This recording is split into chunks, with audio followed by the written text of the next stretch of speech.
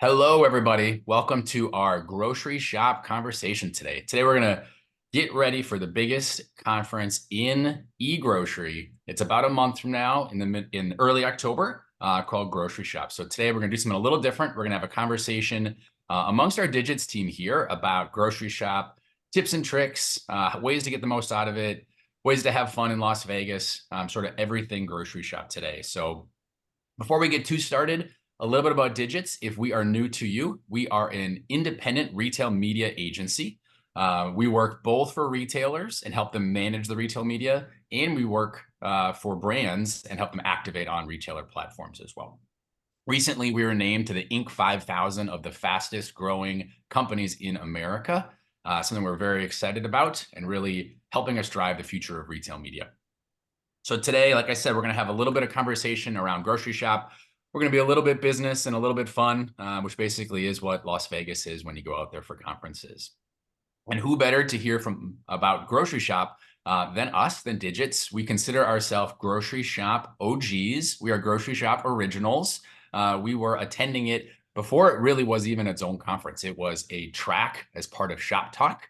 My favorite memory of the Grocery Shop track was at the Venetian, and they were giving a speech. Macy's was giving a speech, and the whole audience was packed. People were very interested in hearing the future of digital Macy's. So when Macy's ended, everybody started walking out. And then in comes the CEO of Ocado, who basically was like, we are very good at digital grocery. We are dominating the UK digital grocery. And most, half the audience didn't care because they were non-grocery people. But us grocery nerds stuck around. We saw the future of digital grocery. It grew from about 2% than it was now to 20% today. And it builds a whole conference of thousands of people. So we're super excited today to talk Grocery Shop. We've got people here from Digits. We've got Dylan as a VP from our retail media team. Chris is our VP, leads our target work and our kind of brand accounts. And we're kind of we'll go round robin. We'll start things off with a little bit of fun. So Chris, you're going to Vegas. What is your favorite non-work thing to do in Vegas, either on a conference or if you were there, sort of on a personal trip? Yeah, thanks, Dave. Looking forward to the show. I've got my Vegas shirt on this morning. So, and yeah, I'm glad we shared our answers in advance here, so we didn't all look like degenerate gamblers. So I'll pivot off that one. And since we can still golf in Minnesota in October, for me, I'm going to see a show. Lots of great acts out there in Vegas.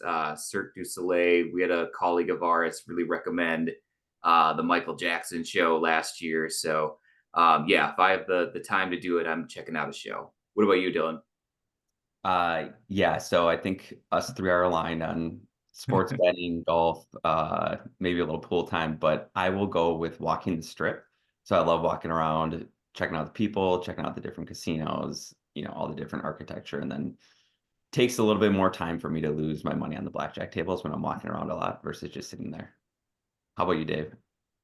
For me, it's sports. I mean, I had gone to Vegas for March Madness about 10 years in a row. And then one of my best memories is, I think it was maybe 2 years ago that Shop Talk actually lined up with March Madness. And I was able to sort of parlay the trip and actually went to a NCAA regional event right in Las Vegas. It was Ooh, nice. Gonzaga versus UCLA.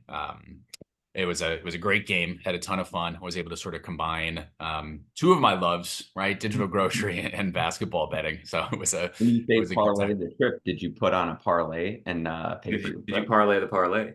I should have, but I said UCLA. It was actually UConn. It was the year that UConn dominated, and I think I Mhm. put money on Gonzaga because all the fans were there. Yeah. I got kind of caught up, but then they got dominated by like 20 points. So it was still fun to be, but the game was not super competitive.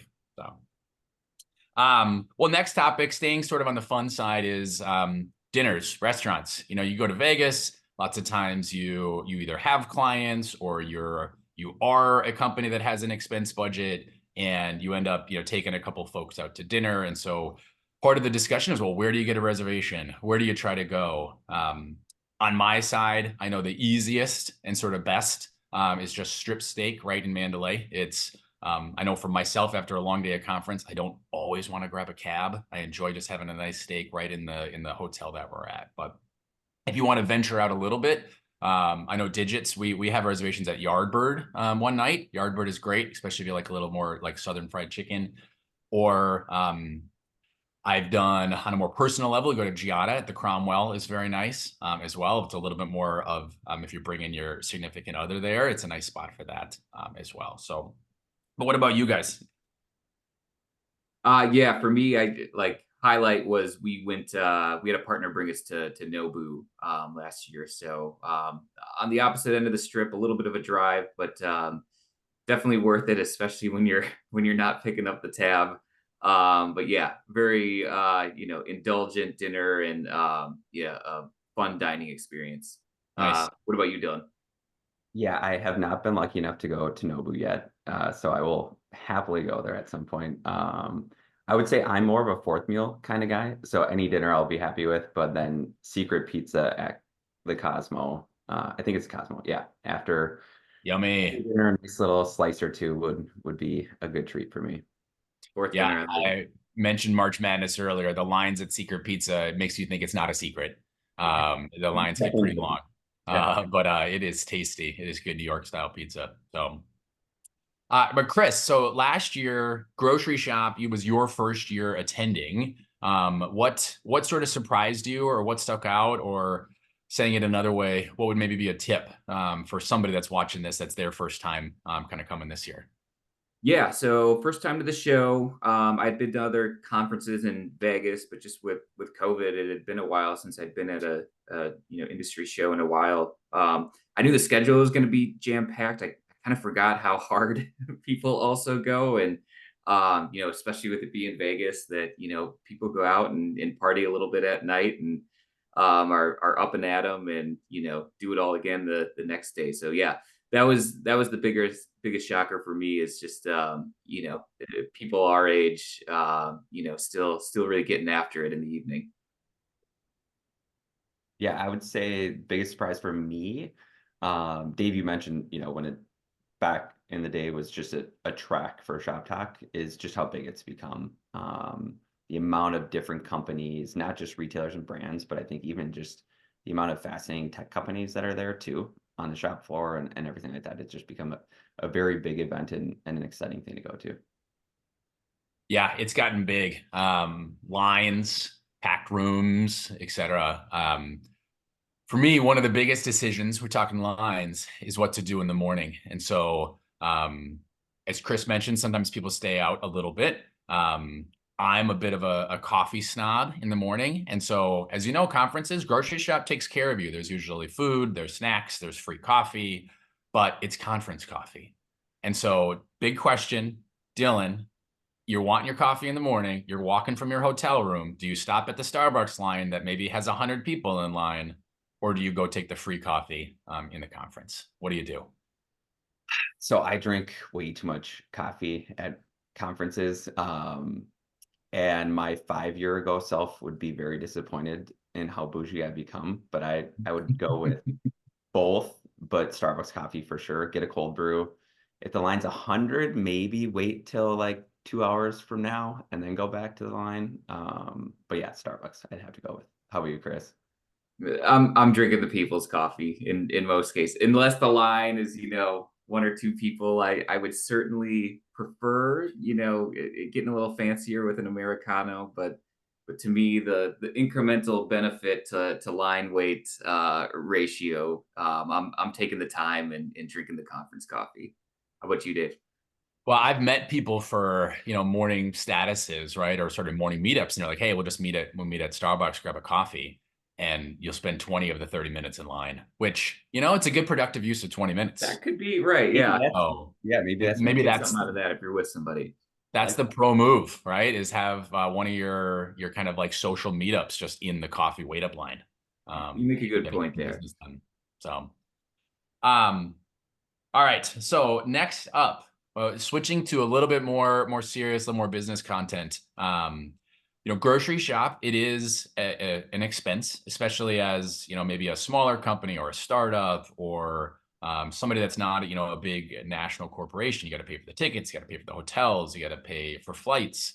And so there's a lot of resources involved, not to mention 2 or 3 or 4 days out of your time as a person. So for you guys, obviously we all find value at grocery shop, but rank them. Where do you get the most value and where do you spend your time? So we got sessions, we got the show floor, and then you got networking. Which of the three is most important to you? Chris, I'll have you go first. Yeah, for me, it's networking number one for sure. Love making new connections out there, but honestly, it's as much about just getting, seeing in person, meeting in person with some of our current clients as well. Like a lot of our meetings are still virtual. We don't get to see them in person, super frequently. So nice to get that FaceTime with folks that we're working with today. Sessions number two for me. I think they've been continuing to get better at those year over year, seeing more that interests me this year certainly. And then do enjoy the show floor, but one of them needs to be ranked third. So it's networking, sessions, show floor for me. How about you, Dylan? Yeah, I would say we're pretty aligned, especially this year. So networking, hands down, number one at any conference that I go to. It's so valuable, especially nowadays with us working from home, working remotely, to be able to get in person and see current clients, see new clients, do some potential biz dev is super valuable. Normally, I'd probably say show floor number two, but I would say this year the retail media section that they have for sessions is very interesting with the space that I'm in and a lot of those topics and sessions I'm hoping I'll be able to get to. So this little hint from Dave to just have my meetups in the Starbucks coffee line is going to be great. And then I'll be able to go to more of these. So I'd go sessions 2 this year and then show floor 3 as well. But I like to walk the show floor a couple times and check out all the new tech. How about you, Dave? Yeah, I think we're 3 for 3 with networking number one. And so I've told the story that I could kind of tell Digits as a company, we've been around for about 8 years. And I could tell that we've kind of started to, make a name for ourselves when the first year I knew nobody. Then the next year I knew 20. Then the next year I knew 40. And now there's just tons of people, former connections, clients, whatnot, that, I'd like to meet up with and maybe only really see once a year at grocery shop because to your point, a lot virtual these days. Even somebody that lives 20 minutes away, we basically stay virtual until we all get on a plane and fly to Vegas, and then we see each other in real life there instead. But so definitely networking for sure. Show floor too. I like seeing all the new tech and new providers and get a good pulse on the industry. And then sessions is 3. I'll typically only go to a couple of sessions, and not that I don't want to, but mostly because of schedule within the space. So, but speaking of tech and the show floor, I'm going to highlight one first that I want, and then I want to hear from you guys what you're interested in seeing. So for me, the coolest tech that I saw last year, and I want to see how they've updated it, but it was like one little booth this year that last year that had LCD signs sort of underneath shelves. And so there's so much talk about in-store retail media and how that's going to create more spend, drive more demand. And I want to see how it actually comes to life, how it comes to life in store. And so these LCD programmatic screens, either whether it be on an end caps or on shelves, I just kind of want to see how that's still evolving. Super expensive, but at some point the business model might start to make sense. So that's what I'm going to get my pulse on this year. So what about you, Dylan? Similarly, not necessarily the actual shelf labels, but in-store retail media in general for me. And I would say the most important thing is attribution. So in-store media has been around for decades, I feel like. But now with retail media being so big and focused on first party closed loop sales attribution, I know is one of the biggest topics at P2PI conference out in Chicago this year. But I don't know that I've seen anybody that has really had the ability to close the loop on who's seeing those in-store ads. How many sales are you actually driving? What's your ROAS? What's your iROAS? Which will be a huge benefit and a way to really pull in all the brand dollars of the partners that we work with. So hopefully there's somebody out there. I want to see who's out there and who's doing it right. How about you, Chris? Yeah, I mean, certainly similar to you guys. I think in store is on the cusp of breaking out in a lot of ways. The other one I'll be watching for is more as a curiosity, just seeing how the discussion around AI has evolved from last year to this year. So last year it kind of felt like a little bit more of a buzzword than anything. So this year I'm really going to be looking for like, who are the solution providers and retailers and brands who are finding like more practical applications for AI, that are more just kind of more pie in the sky kind of conceptual ideas. Yeah, and the technology booths, they always have the best swag as well too. I know in the past I've brought my kids home like stuffed animals. I think Firework was handing out cheetahs. Somebody was handing out customized bags that you get your kid's name written on it. And so it's always a good sort of time to try to walk around. If you have kids that are young like mine, which I know you two do, sometimes it's kind of good to come home with one little piece of free swag And with the save your space. trip, save yourself a trip to the gift shop too, right? Yeah, exactly. They did just launch maybe a year or two ago too, like a samples spot. And so like Oh yeah, samples, yeah, yeah, I granola like that. bars, pens, liquid IV, not a surprise. But I'm interested to sort of see what they have this year. But some more Mhm. startup or smaller food and essentials companies, I know Yeah. donate samples. So Last time we went, I got a magnet. That was the $1 million magnet because I could not figure out what to do as one of like the couple little gift shop gifts from my two daughters, which shows you how terrible of an idea that was. So I'm excited. These, wow, nothing better than free swag for gifts. So it yeah, works. Exactly.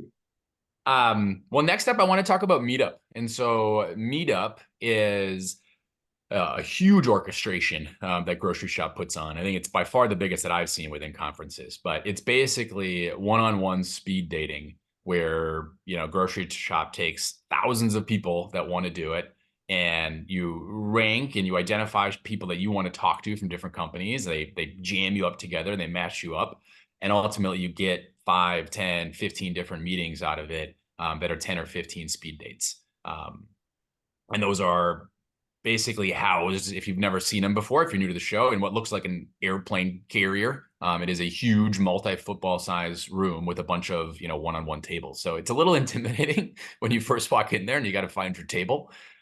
So you two guys, what is a tip or a trick for people doing that first? How do you approach meetups? And how do you not be sort of intimidated by the craziness and sheer size of it?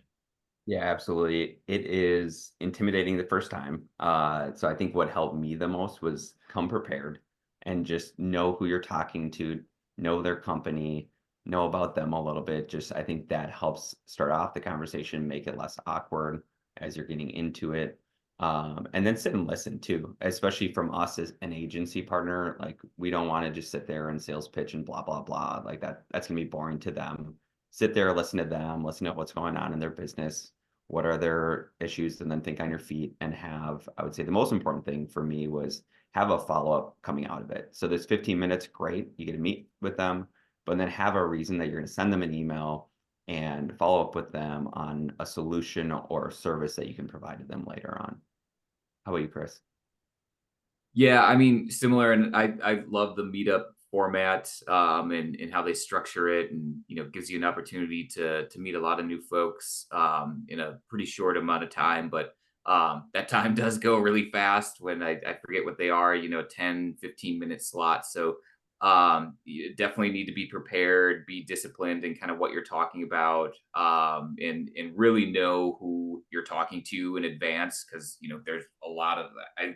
Especially for us, where we work in a lot of different areas, kind of know who you're talking to and what they're most likely to be interested in advance, and part of that is asking questions.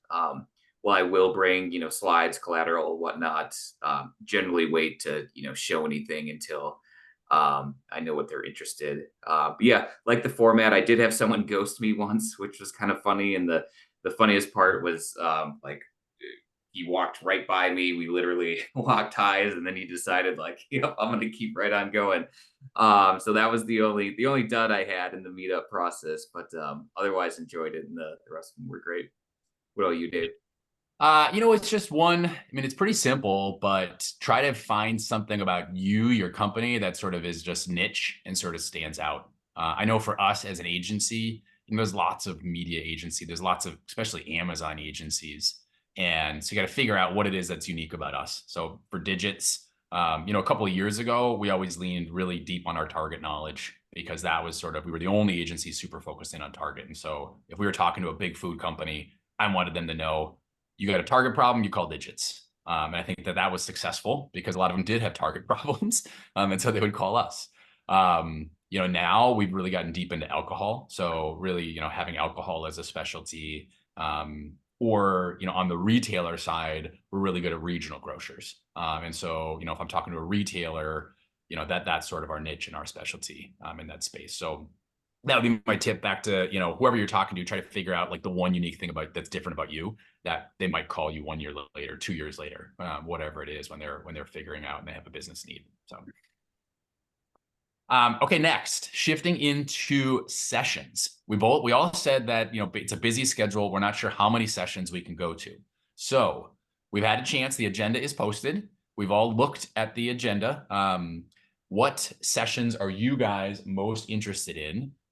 Chris, I think I'm going to go to you first. What session do you have penciled on your calendar that you're going to make sure you go to? Yeah, one I have flag planted here Tuesday morning. It's called Technologies Enabling Retail Media and Personalized Marketing. We do a lot in personalization, audience targeting, both in our work in Target Circle, certainly in the media space more broadly as well.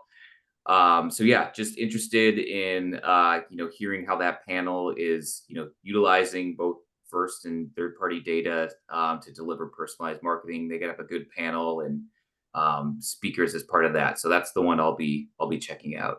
What about you, Dylan? Yeah, as I mentioned earlier, I think the retail media section is the one that interests me the most, just with where my role fits. And the specific session would be unified retail media planning, aligning across partners and teams session, which is Monday, 3:45 Pacific time. And so they have, I think it's leaders from Mondelez, Newell, and McCormick speaking, which we're very familiar with those brands, and really respect, the opinions coming from them. The focus of that is as brand teams are spending more and more money and shifting their budgets into retail media, how are they evolving and growing their cross-functional partnerships? How are they learning how to work in this new space where, traditionally you had certain people that were doing all these other budgets that are shifting into retail media. And then selfishly as well is they talk about agencies and how do you incorporate agencies to really help you execute upon this. So I'm interested to hear what these top brands that we know are talking about with, how do you incorporate agencies into your cross-functional media planning to drive successful campaigns? Yeah, for me, I'm going to change it up a little bit because you guys both mentioned sessions that have sort of big CPGs, name brands. I like to go the other way. And maybe it's because I'm a founder myself, but I love going to the Shark Reef Startup Pitch. Again, Shark Reef Startup Pitch. That is, let me check, Monday, 2:55. It is a couple of hours, so you gotta set your time up right. But essentially, what they do is they take, I think it's around 10 startups. They apply to be part of this pitch, and they are literally there trying to get funding. They want to be attached to people that are there that are going to be advisors that are funding. It's a little bit like, not surprised, the Shark Tank, if you watch that show on TV. So they are looking for their Mark Cuban in the space. So the reason I love it is they each only get a couple of minutes. So you get to see they tell you exactly what they're trying to do. They're the only speakers that in my mind aren't lying on the stage, right? Like they are trying to tell you exactly their business model, how they're trying to make money, and what their competitive advantage is within the space. And so I love to sit in on those, see what everybody's up to, and kind of understand what's emerging in the space, whether it be agency, AI, tech, whatnot. Like these are founders at the forefront that hopefully will have booths a couple years down the road. So again, Shark Reef Startup Pitch, Monday afternoon, put it on your calendar and try to go. Yeah, I like that one as well. The format is a little bit similar to the meetup process where you get to see a lot of them in a short amount of time too. Absolutely. Well, guys, I think that's all that we planned it. I think everybody watching now is ready for grocery shop, which is great. It's about 3 or 4 weeks away. And so make sure you schedule your agenda. And if you're interested, reach out to us here at Digits. We can plan our own meetup in the Starbucks coffee line, and we can enjoy the show together. So thanks everybody for joining, and have a good rest of the day.